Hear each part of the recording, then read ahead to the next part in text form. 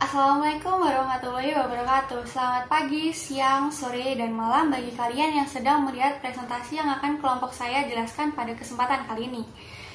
Kali ini kita akan membahas mengenai topik dunia dalam arah yang tidak jelas untuk menang dalam persaingan global, suku bunga kebijakan impor-ekspor Amerika Serikat dan implikasinya bagi Indonesia. Kelompok saya terdiri dari 3 orang. Yang pertama, Aditya Aji Nugraha dengan NIM 24123236. Yang kedua, Revalia Zalzabila Andriana dengan NIM 24123268. Dan yang terakhir, saya sendiri, Andara Lirikalia Putri dengan NIM 24123247. Materi pertama yang akan saya jabarkan pada kesempatan kali ini yaitu berupa analisis dari topik yang telah saya jelaskan tadi dengan metode politik. Bagaimana kebijakan tarif impor atau ekspor yang dikeluarkan oleh Amerika Serikat dapat memengaruhi stabilitas politik di Indonesia. Kenaikan tarif oleh Amerika Serikat terhadap produk ekspor Indonesia seperti tekstil, karet, dan CPO menurunkan daya saing dan menghambat ekspor. Contohnya pada tahun 2020 saat Amerika Serikat mencabut fasilitas GSP, ribuan produk dikenakan tarif lebih tinggi. Dampaknya, industri dalam negeri tertekan, terjadi PHK, dan angka pengangguran meningkat. Kondisi ini menimbulkan keresahan sosial dan menurunkan kepercayaan masyarakat terhadap pemerintah. Selain itu, tekanan dari pelaku industri dapat memaksa pemerintah mengambil keputusan cepat yang berisiko menimbulkan ketegangan diplomatik. Selanjutnya adalah langkah apa yang dapat diambil pemerintah Indonesia untuk menjaga hubungan diplomatik dari perdagangan yang baik dengan Amerika Serikat dan negara lainnya. Yang pertama, diplomasi ekonomi aktif, yaitu dengan komunikasi dan kerjasama dagang melalui forum bilateral dan multilateral. Yang kedua, diversifikasi pasar ekspor, yaitu membuka pasar baru di Asia, Afrika, dan Timur Tengah. Yang ketiga, meningkatkan daya saing produk, mendorong ekspor dan memenuhi standar internasional agar lebih kompetitif.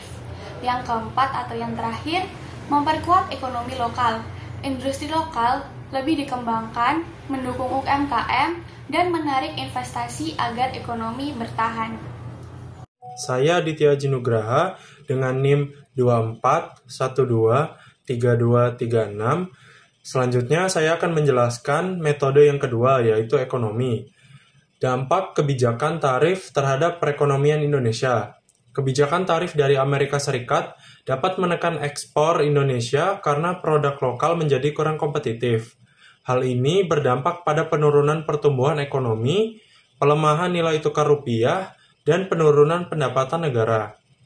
Sektor manufaktur dan ekspor utama seperti tekstil, elektronik, dan komoditas akan terdampak langsung. Data BPS menunjukkan ekspor ke Amerika Serikat mencapai 24,6 miliar US dollar pada tahun 2023. Ini menunjukkan ketergantungan yang signifikan. Situasi ini menuntut respon kebijakan yang cepat dan terarah agar sektor ekspor tetap bertahan. Lalu, strategi yang dapat dilakukan untuk mencapai pertumbuhan ekonomi, yang pertama yaitu diversifikasi pasar ekspor dengan memperkuat kerjasama perdagangan internasional seperti RCEP dan IPEF. Yang kedua, meningkatkan nilai tambah industri dalam negeri melalui hilirisasi sumber daya alam yang berkelanjutan. Yang ketiga, mendorong digitalisasi UMKM untuk memperluas akses pasar global, sejalan dengan prediksi kontribusi ekonomi digital sebesar 18% pada PDB tahun 2030. Yang keempat, reformasi kebijakan investasi dan pembangunan infrastruktur untuk meningkatkan daya saing nasional. Dan yang terakhir, yaitu yang kelima, pemberian insentif fiskal kepada sektor strategis dan terdampak tarif melalui tax holiday dan super deduction tax agar investasi tetap tumbuh. Metode selanjutnya adalah metode yang ketiga, yaitu sosial. Bagaimana kebijakan tarif dapat mempengaruhi kesejahteraan masyarakat Indonesia? Kebijakan tarif berpotensi menyebabkan pemutusan hubungan kerja atau PHK di sektor ekspor seperti tekstil dan elektronik. Hal ini menurunkan pendapatan rumah tangga, meningkatkan angka kemiskinan, dan memperbesar ketimpangan sosial. Sektor informal juga turut terdampak akibat melemahnya permintaan barang dan jasa turunan.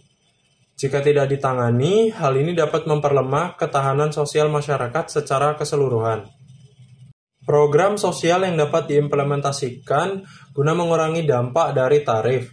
Yang pertama yaitu program bantuan sosial adaptif seperti kartu prakerja dan bantuan langsung tunai untuk pekerja yang terdampak.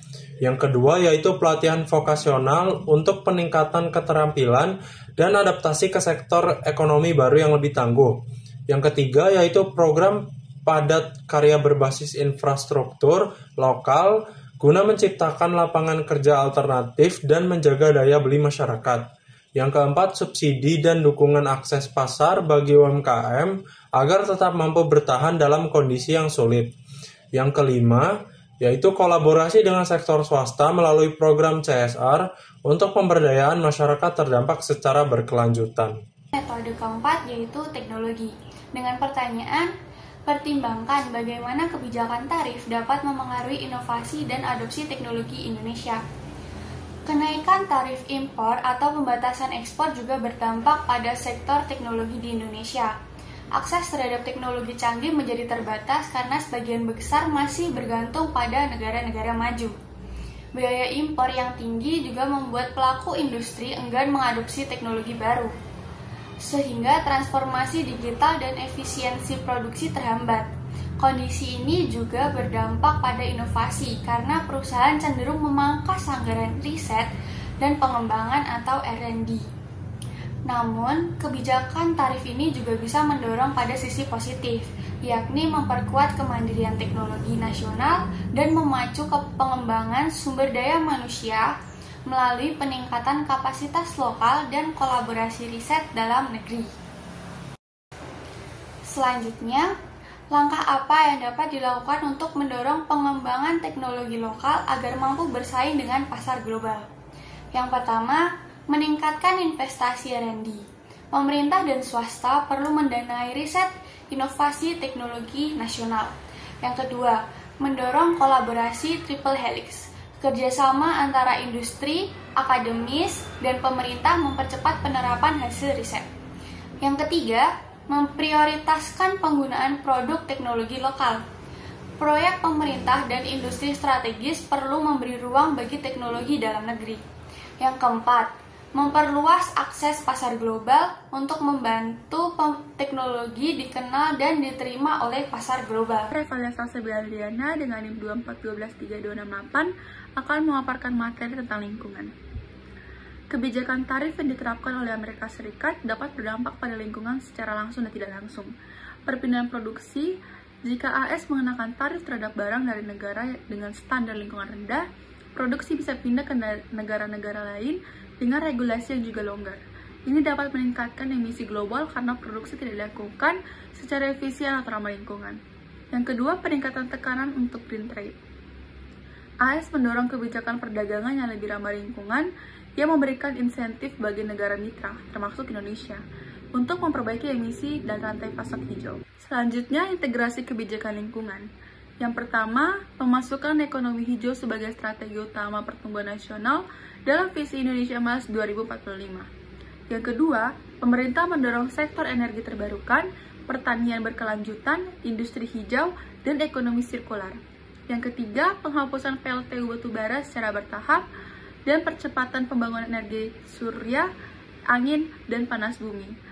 Yang terakhir, penguatan data lingkungan dan kolaborasi dengan Pemda dan swasta. Yang terakhir, membahas tentang legal atau hukum.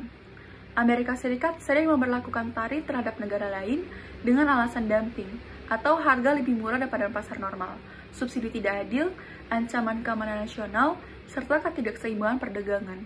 Akan tetapi, kebijakan tarif ini tunduk pada aturan Organisasi Perdagangan Dunia atau WTO, khususnya dalam GATT 1964 yang melarang tarif sepihak kecuali dalam kondisi tertentu. Dan yang kedua, perjanjian anti-dumping. Terakhir, perjanjian subsidi dan tindakan imbalan. Langkah hukum melindungi ekonomi internasional, Indonesia dapat mengajukan gugatan ke WTO Dispute Settlement Body jika tarif AS dianggap melanggar prinsip perdagangan adil. Yang kedua, bergabung dalam aliansi negara korban tarif. Indonesia bisa bekerja sama dengan negara-negara lain yang terkena dampak tarif AS untuk memperkuat posisi hukum dalam forum multilateral. Yang ketiga, menempuh negosiasi bilateral atau regional. Dan yang terakhir, meningkatkan standar dan sertifikat lingkungan.